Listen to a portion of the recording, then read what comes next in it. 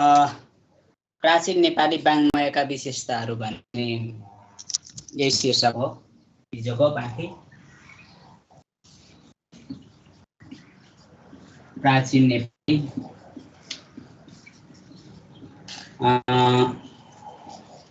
वाङ्मयका विशेषताहरू। हिजो हामीले वाङ्मयको केही चर्चा गर्दै थियौँ, वाङ्मयका केही प्रसङ्गहरू देखाएर चर्चा गऱ्यौँ र आज चाहिँ हिजोको जस्तै गरी यसको बुदागत रूपमा टिपोट गर्छौँ र त्यसपछि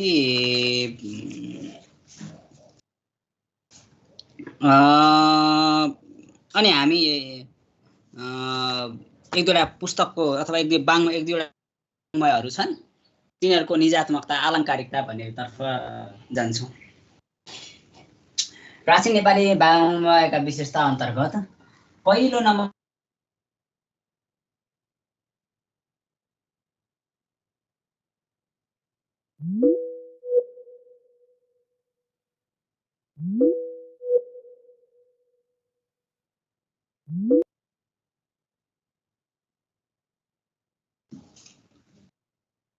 अपरिष्कृत भाषाको प्रयोग,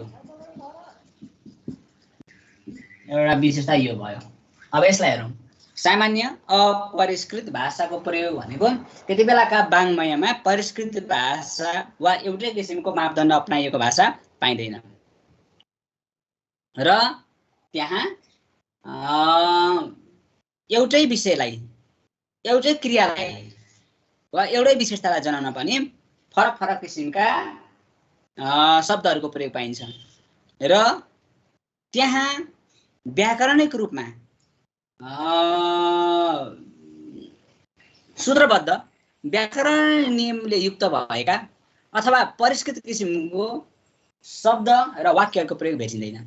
त्यसैले गर्दाखेरि यसमा अपरिष्कृत भाषाको प्रयोग हुन्छ र सामान्य भाषा, सामान्य भनेको स्तरीय नभइसकेको काव्य अथवा वाङ्मयमा प्रयोग हुने जुन स्तरीय भाषा हुन्छ, आलङ्कारिक भाषा हुन्छ, त्यो आलङ्कारिक भाषा प्रयोग नभएको अवस्थामा यो प्राचीन वाङ्मयमा लेखिएको पाइन्छ। अब अर्कोमा यति बेलाका वाक्य संस्कृत र प्राकृत भाषाको बढी प्रभाव, संस्कृत र प्राकृत भाषाको प्रभाव। अब यो चाहिँ अर्को विशेषता भयो। यस प्राचीन वाङ्मयमा अधिक मात्रामा संस्कृत शब्दहरू, संस्कृत तत्सम शब्दहरूको प्रयोग गरेको पाइन्छ र कतिपय त अवस्थामा त क्रियाको पनि संस्कृतकै प्रयोग गरेको पाइन्छ। सुरुमा संस्कृत लेख्ने, त्यसपछि क्रमिक रूपमा नेपालीकरणका शब्दहरू गरेको पाइन्छ र त्यति बेलाको नेपाली भाषा भर्खर प्राकृत भाषाबाट नेपाली भाषा बन्दै थियो। त्यो बन्दै गर्ने क्रममा प्राकृत भाषाका कतिपय शब्दहरूको सोझै प्रयोग गरिएको पाइन्छ, सोझै प्रयोग पाइन्छ। जस्तो अर्को एउटा चाहिँ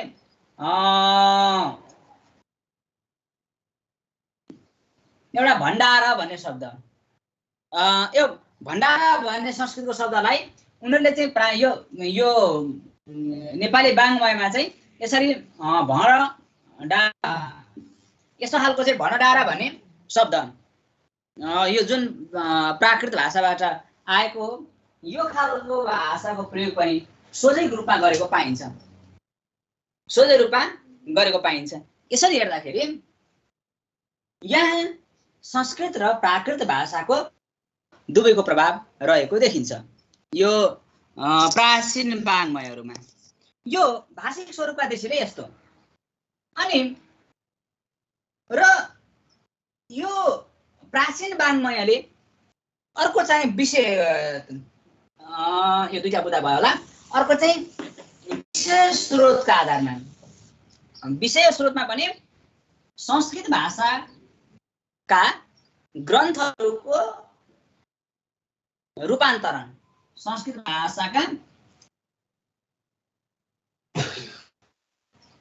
भाषाका ग्रन्थहरूको रूपान्तरण। अब सबै जसो त्यति बेलाका वाङ्मयहरूमा मौलिकता चाहिँ कमै आएको पाइन्छ, तर विषयगत रूपमा संस्कृत वाङ्मयमा जे कुरा रचना गरिएको छ, जे कुरा उल्लेख गरिएका छन्, तिनैलाई चाहिँ रूपान्तरण गरेर लेख्ने प्रवृत्ति पाइन्छ।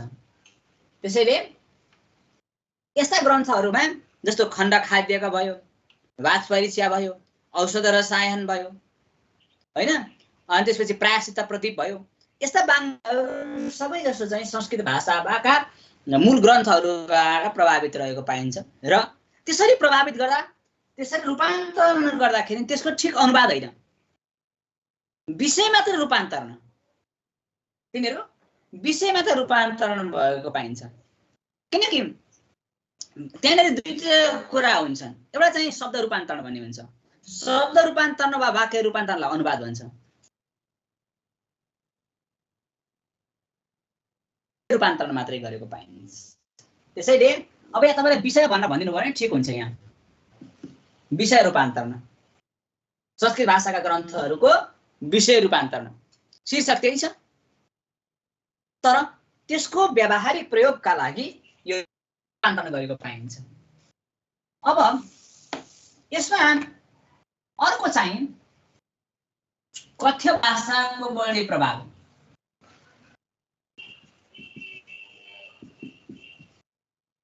ती प्राचीन वाङ्मयहरूमा कथ्य भाषाको बढी प्रभाव पाइन्छ, किनकि त्यति बेलासम्म नेपाली भाषालाई स्तरीकरण गरिएको थिएन। त्यसैले गाउँमा जे बोलिन्छ, त्यस ठाउँमा जे बोलिन्छ, स्थलअनुसार जहाँ जे बोलिन्छ, त्यसको प्रभाव पाइन्छ। त्यस किनभने यो दुल्लुमा पाइएको ग्रन्थ र गोर्खामा पाइएको ग्रन्थमा त्यो भाषिकाको फरकहरू पाइन्छ।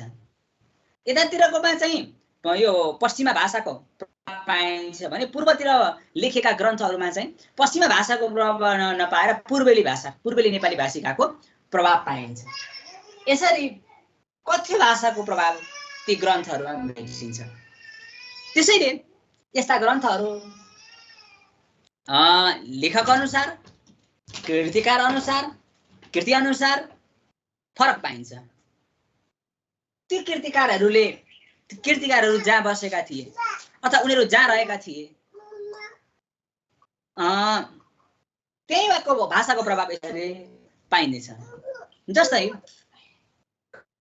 प्रेमनिधि पन्त पूर्वका थिए, तिनले प्रेमनिधि पन्तको आफ्नो ग्रन्थमा, लक्षण ग्रन्थमा अलि स्तरीय भाषा, अलि पूर्वेली भाषिकाको प्रयोग गरेका छन्। तर पश्चिमतिर त्यो अजय बम्बको लिपिमा भने यो पश्चिमतिर बोलिने कथ्य भाषाको प्रभाव पाइन्छ। त्यसैले ती वाङ्मयहरूमा कथ्य भाषाको प्रभाव रहेको पाइन्छ।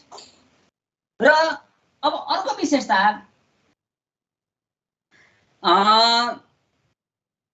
क्रमिक रूपमा एकपछि अर्को विषयको विस्तृतीकरण हुने। क्रमिक रूपमा विषयको विस्तृतीकरण,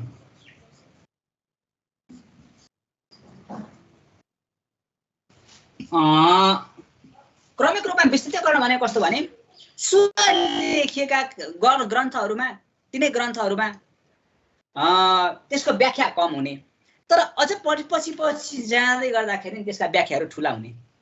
सुरुमा हामीले प्राप्त गरेको ग्रन्थ सानो, एकदमै सानो थियो, तर जति काल बढ्दै गयो, समय बढ्दै गयो, समय अनुसार के गर्ने त अलिकति विस्तृतीकरण हुँदै जाने। नेपाली भाषा अलिकति फैलिएको अवस्थामा, अलिकति परिपक्व हुँदै गएको अवस्थामा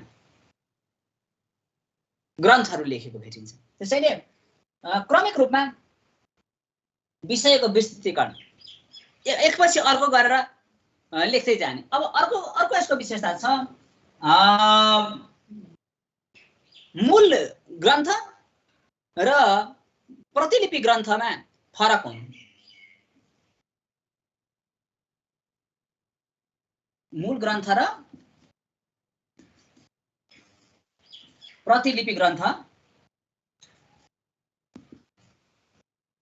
फरकपन हुनु।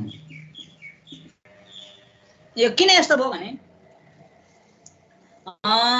अब त्यति बेला छापाको अवस्था थिएन,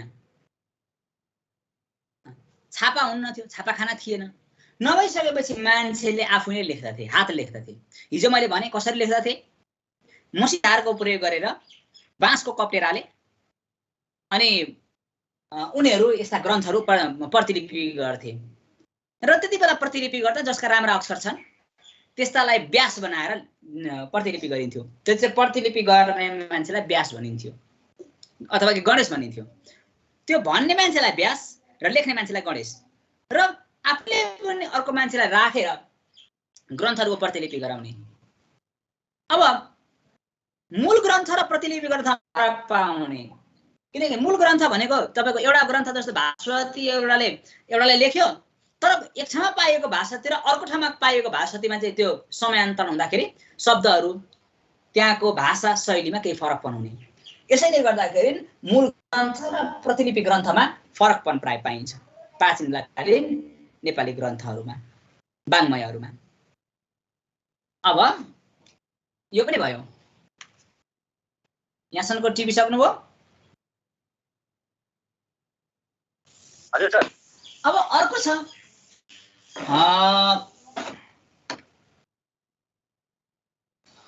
विषयगत विविधता।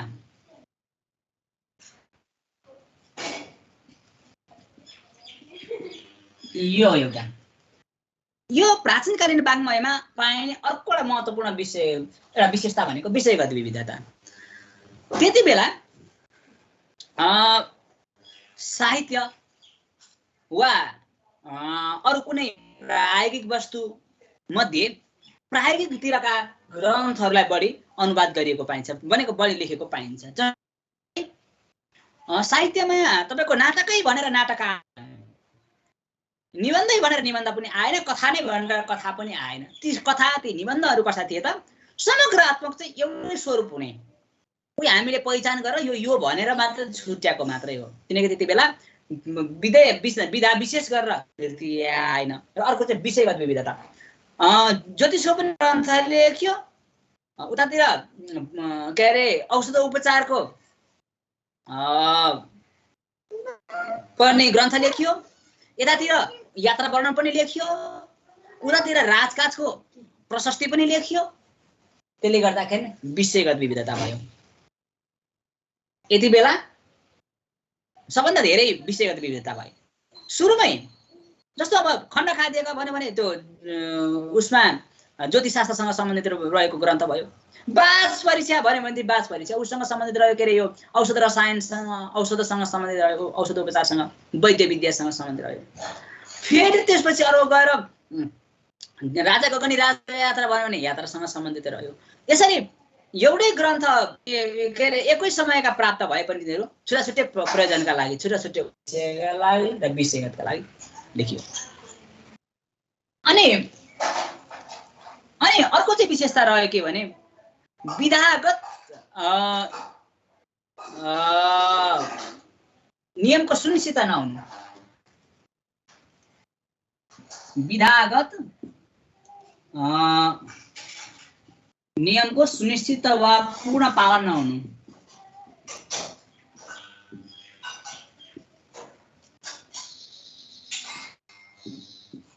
अब यो विधागत नियमको पूर्ण पालना। कविता लेख्नेले ठ्याक्कै कवितामा बनाएन, आख्यान रूपान्तरण गर्नेले त्यही आख्यानमा बनाएन, नाटक रूपान्तरण गर्ने त्यही नाटक बनाएन। त्यसलाई पनि आफ्नै रूपमा ढालेर उसले परिवर्तन गर्यो। त्यसैले आफूले मौलिक रूपमा लेख्ने त लेखिहाल्यो हैन। जस्तो अब अझ पछिल्लो समयमा आइसकेपछि पृथ्वीनारायण शाहको हितो त्यो के अरे दिव्योपदेश निबन्धको दृष्टिले एकदम उत्कृष्ट भयो हैन त्यति बेला त। तर त्योभन्दा अगाडि निबन्धका आकारका न त त्यहाँ निबन्धको स्वरूप बढी छ, न त त्यहाँ कथा छ, न त त्यहाँ राम्रो उपस्थिति नाटकको छ। कुनैको पनि छैन हो। यसै गरी एउटा विधालाई पक्रेर त्यसको नियम रहेर लेखिएन। मौलिक ग्रन्थ पनि त्यस्ता भएनन् र संस्कृत भाषाबाट आएका ग्रन्थहरू पनि त्यसरी आएनन्। ती वाङ्मयहरू विधागत नियमको पूर्ण पालन नहुनु किन भएन? किनकि त्यति बेला त्यो विधा सिकाउनका लागि त्यो लेखाइएको होइन, त्यो त व्यावहारिक के अरे सिप दिनका लागि ती ग्रन्थहरू लेखिएका थिए, व्यावहारिक सिप। किनकि त्यति बेला खण्ड खाद्यका पढ्नु पर्थ्यो, ज्योतिष त पढाइ हुन्थ्यो, घर घरमा संस्कृतका धुरन्धर विद्वानहरू थिए। ती विद्वानहरूले आफ्ना छोराछोरीलाई, आफ्ना शिष्यहरूलाई लेख्ने क्रममा, पढाउने क्रममा, सिकाउने क्रममा राजगुरुहरूले राज दरबारका व्यक्तिहरूलाई अथवा त्यहाँका राजाका सन्तानहरूलाई पढाउने क्रममा ज्योतिष पनि पढायो, नाटक पनि पढायो, के अरे साहित्य पनि पढायो, व्याकरण पनि पढायो, सब पढायो। पढाउने उद्देश्य चाहिँ संस्कृत भाषा थियो, ज्ञान चाहिँ संस्कृत भाषामा थियो, अधिकांश चाहिँ संस्कृत भाषै बोल्दथ्यो। त गाउँ गाउँमा नेपाली भाषा बोल्थ्यो, विद्वानहरूले संस्कृत भाषा बोल्थे, ग्रामीण क्षेत्रमा यो के अरे नेपाली भाषा बोल्थे। त्यसरी चाहिँ त्यहाँको प्रधान भाषा संस्कृत नै थियो, सबैजसोले संस्कृत भाषा बुझ्थे। त्यसै भएर यसमा चाहिँ विषयगत विविधता हुन पुगेको हो। जस्तो संस्कृतको समयमा पनि तपाईँको हेर्नुभयो भनेदेखि प्राकृतिक भाषा बोलिरहेको हुन्छ। कालिदासको शाकुन्तलमा तपाईँले पल्टाएर हेर्नुभयो भनेदेखि त्यहाँनिर एउटी महिलाले त्यहाँनिर प्राकृतिक भाषा बोलेकी छ है। त्यो प्राकृतिक भाषा चाहिँ कसले बोल्ने भनेको गाउँ समाजका चाहिँ गवारहरूले, गाउँलेहरूले जो पछाडि धकेलिएका छन्, तल्लो जातिले बोल्ने भाषा भनिन्थ्यो, त्यसलाई ग्रामीण भाषा भनिन्थ्यो प्राकृतिकलाई। त्यही भएर प्राकृतिक भाषालाई कुनै पनि स्थान त्यति बेलाका संस्कृतका उसले दिएनन्। त्यही भएर त्यसैले पनि संस्कृत भाषा के भयो त के अरे प्राकृतिक भाषा गाउँभरि फैलियो। पछि भएपछि संस्कृत भाषाको ठाउँमा प्राकृतिक भाषाले स्थान लियो र फेरि प्राकृतिक भाषा पनि किनकि त्यहाँनिर निकै अप्ठ्याराहरू थिए, त्यति लामो समयसम्म यो टिक्न सकेन। लगभग 500,000 वर्षसम्म टिक्यो प्राकृतिक भाषा, अनि त्यसपछि फेरि अरू भाषाहरू जन्मिहाले। किनकि प्राकृतिक भाषा स्वयं त एउटा ग्राम्य भाषा, त्यसलाई राजकाजले स्थान दिएको थिएन, नदिँदाखेरि चाहिँ उसबाट अरू भाषाहरू जन्मिन पुगेका थिए। र अघि मैले भनिहालेँ यसमा विषयगत विविधताको कारण के हो त? विषयगत विविधता हुनुको कारण चाहिँ त्यही सिकाउनुको उद्देश्य होइन। प्राकृतिक भाषा नै सिकाउनु पनि थिएन, संस्कृत भाषा नै पनि सिकाउनु थिएन।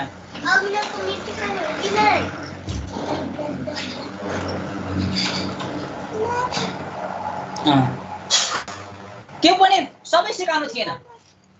त्यो कारणले गर्दाखेरि पनि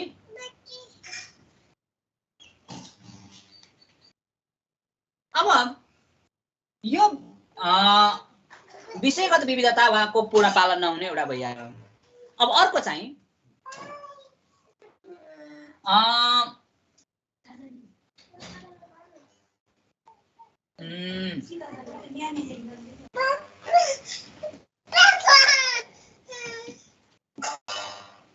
भाषिक पाउनु चाहिँ त एकैछिन एउटा सम्झिरहेको थिएँ।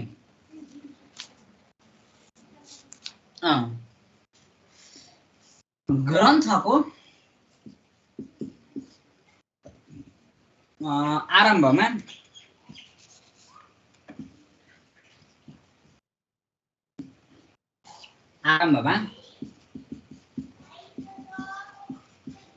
मङ्गलाचरण र अन्तिममा समापनको प्रयोग।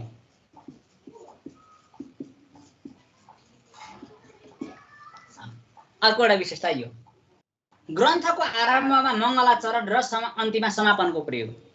यी सबैजसो ग्रन्थहरूमा एउटा यो विशेषता पाइन्छ, सुरुमा कुनै न कुनै रूपमा ओम स्वस्ति अथवा एउटा केही भनेर मङ्गलाचरण गरेको पाइन्छ र त्यसपछि चाहिँ विषय लेखेर अनि अन्तिममा ल यो यति यति यो कारणले मैले इति समाप्तम भनेर त्यो उसको स्वस्तानीको जस्तो कुमारजी आज्ञा गर्नुहुन्छ हे अगस्त्य मुनि एउटा सुरुको एउटा मङ्गलाको भाग हैन। त्यसपछि गएर इति श्री स्कन्द पुराणे केदारखण्डे माघ महात्म्ये कुमार अगस्त्य संवादे श्री स्वस्तानी व्रत कथायाम समाप्तम भने जस्तै मैले यो कारणले फलाना फलानाले यति मितिमा यो लेख्यो भनेर त्यो लेख्ने प्रचलन पाइन्छ। अब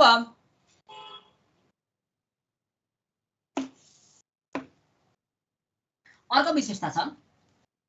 अर्कोमा चाहिँ सरल सरल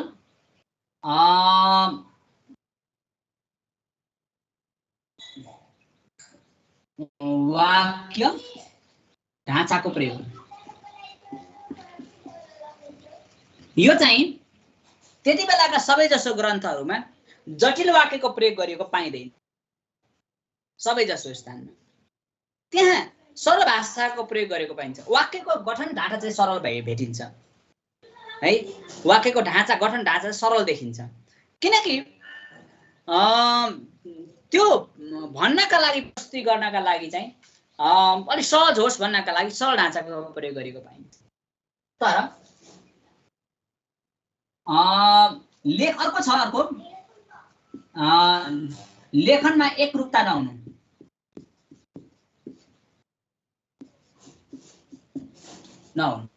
अथवा लेखनमा एकरूपता भनेको सरल वाक्यको प्रयोग गरेको भए पनि विषयवस्तुको रखाइमा एउटाले एक तरिकाले राखेको छ अर्कोले अर्को तरिकाले।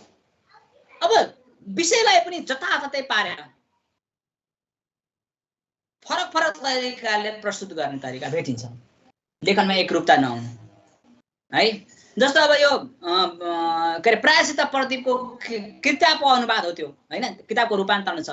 रूपान्तरण भए पनि आदि कहाँ छैन त्यसको बीचको भाग अन्त कहाँ राखिदिएको छ। यसरी अनुवाद रूपान्तरण गर्ने र गर्दाखेरि पनि एकरूपता नहुने प्रवृत्ति भेटिन्छ। यसरी यो उसको प्रयोग के अरे विविधताको प्रयोग र अनेक विषयहरूको प्रयोगले यो प्राचीन वाङ्मयहरूले नेपाली भाषामा जे जस्तो अवस्था भए पनि नेपाली भाषाले धेरै महत्त्वपूर्ण योगदान दिएको पाइन्छ र गाउँगाउँमा बोल्न थालिएको अथवा बल्ल बल्ल प्रयोग गर्न थालेको भाषालाई वाङ्मयहरूले जीवन्त बनाएर राखेका छन् र बचाइराखेका छन्। बिस्तारै ती वाङ्मयमा लेख्न थालेपछि राजा महाराजाहरूका घर घरमा पुग्न थाले र एउटा राजकाजको रूप लियो भाषाले र भाषाले बिस्तारै बिस्तारै नेपाल एकीकरणसँगै यो अझ बढ्दै गयो फैलिँदै गयो र त्यसका वक्ताहरू धेरैतिर छरिँदै गइसकेपछि यसले एउटा बृहत रूप लिएको पाइन्छ र त्यसरी बृहत रूप लिँदाखेरि एउटा स्तरीयता र एउटा मौलिकता पनि सिर्जना गरेको भेटिन्छ र त्यसरी स्तरीयता र मौलिकता सिर्जना गरिसकेपछि नेपाली भाषाले एउटा आजको सिङ्गो सग्लो रूप प्राप्त गरेको देखिन्छ। त्यसैले त्यो वाङ्मयहरूको विशिष्ट योगदान रहेको छ भन्नेसम्म मैले यहाँसम्म चर्चा गरेँ र यो हिजो चर्चा गर्ने विषय थियो। मैले हिजो त्यो अब त्यस्तै समस्या आए र क्लास भएन र यति भइसकेपछि हामीले प्राचीन वाङ्मयहरूको स्वरूप जस्तो अब खण्डखाद्यमा कस्तो थियो र त्यसपछि गएर अब भास्वतीको पनि हामीले उ गर्यौँ हैन। ती भास्वतीहरू कहाँ प्राप्त भएका थिए त अथवा ती भास्वती ग्रन्थहरूमा मूल विशेषता के थिए त यी विषयतिर नछिरेर हामीले त्यसका मूल स्वरूपलाई हामीले लियौँ। जस्तो अब हाम्रो जस्तो अब के अरे विभिन्न विषय भनौँ हैन। अनि अरू कुरा के पाइन्छ भनेदेखि यो लगभग तपाईले कतिदेखि कतिसम्म भनेदेखि यो विक्रम सम्वतको 1457 देखि एउटा बुदा चाहिँ यो निष्कर्ष टिपिराख्नु पर्छ। 1457 देखि विषमको है यो चाहिँ देखि लगभग पछिल्लो समयको सबभन्दा अन्तिम रहेछ 1836।